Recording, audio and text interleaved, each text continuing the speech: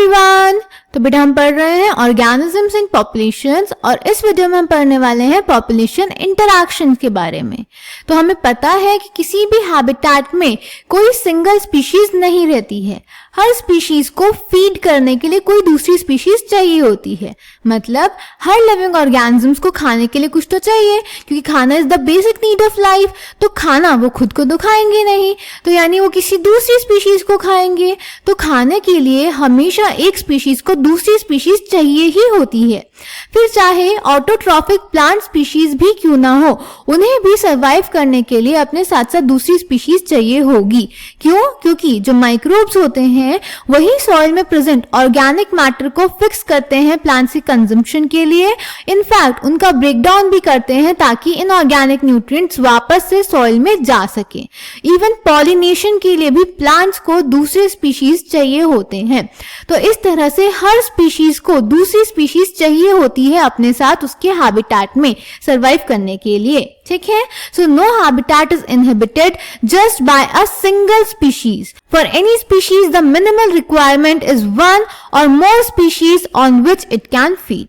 Even plants जो कि autotrophic होते हैं can't survive alone, need soil microbes to break down the organic matter in soil and return the inorganic nutrients for absorption or for pollination. उनको insects चाहिए होते हैं। In nature animals, plants and microbes do not and can not live in isolation but interact in various ways to form a biological community. तो एक nature में, एक habitat में जो एनिमल्स, प्लांट्स और माइक्रोब्स होते हैं ये सब आइसोलेशन में नहीं रह सकते और इंटरैक्शन शो करते हैं ताकि एक बायोलॉजिकल कम्युनिटी बन सके। तो इन्हीं इंटरैक्शंस को अब हम पढ़ने वाले हैं। ठीक है, सो इंटर स्पेसिफिक इंटरैक्शंस, इसका क्या मतलब हुआ? इंटर स्पेसिफिक, इंटर मतलब बिटवीन टू एंड स्पेसिफिक यहाँ पे स्पीशीज के लिए यूज हुआ है। तो दो डिफरेंट स्पीशीज की पॉपुलेशन के बीच में जो इंटरैक्शन होता है उसको हम बोलते हैं इंटर स्पेसिफिक इंटरैक्शन, जो कि डिफरेंट टाइप की हो सकती है। बेनिफिशियल भी हो सकती है, डिट्रीमेंटल भी हो सकती है और न्यूट्रल भी हो सकती है। तो उनके अलग अलग टाइप्स हमें दिए गए हैं जो हम आने वाली वीडियोज में एक एक करके पढ़ेंगे। अगर हम बात करें म्यूचुअलिज्म की, तो बेटा म्यूचुअलिज्म दो स्पीशीज की पॉपुलेशन के बीच में वो इंटरैक्शन है जहां पे दोनों स्पीशीज को फायदा होता है। कंपटीशन में दोनों को नुकसान होता है। प्रेडेशन में एक को बेनिफिट होगा, एक को नुकसान होगा। पैरासिटिज्म में भी एक को फायदा होगा, एक को नुकसान होगा। कॉमेंसलिज्म में एक को फायदा होगा और दूसरे को कोई फर्क नहीं पड़ेगा, न्यूट्रल रहेगा। और एमेंसलिज्म में एक को नुकसान होगा और दूसरे को अगेन कोई फर्क नहीं पड़ेगा। क्लियर?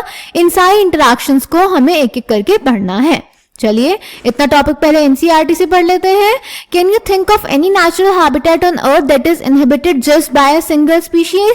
तो कोई भी ऐसी हैबिटेट नहीं है। There is no such habitat and such a situation is even unconceivable. For any species, the minimal requirement is one more species on which it can feed.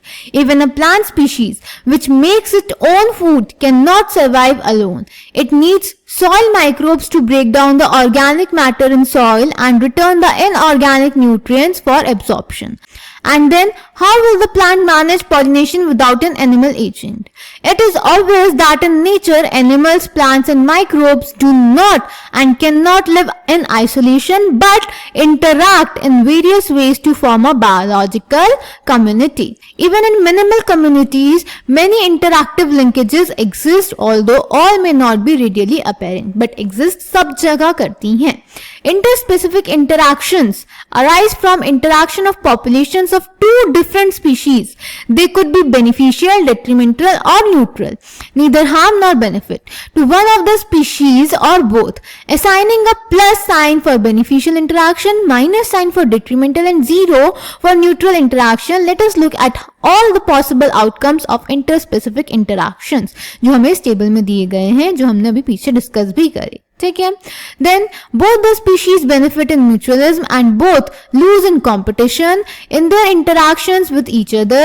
In both parasitism and predation, only one species benefits, parasite and predator respectively, and the interaction is detrimental to the other species, host and prey respectively. The interaction where one species is benefited and the other is neither benefited nor harmed, यानी उसको कोई फर्क नहीं पड़ेगा, neutral रहेगा, is called commensalism. In amensalism, on the other hand, one species is harmed whereas the other is unaffected. Predation, parasitism and commensalism share a common characteristic. The interacting species live closely together. ठीक है बेटा, तो ये कुछ interaction है जिनके बारे में हम एक एक करके पढ़ेंगे. तब तक आप इतना चैप्टर ध्यान से पढ़िए. कोई भी डाउट हो तो कमेंट सेक्शन में पूछ लीजिए. Thank you.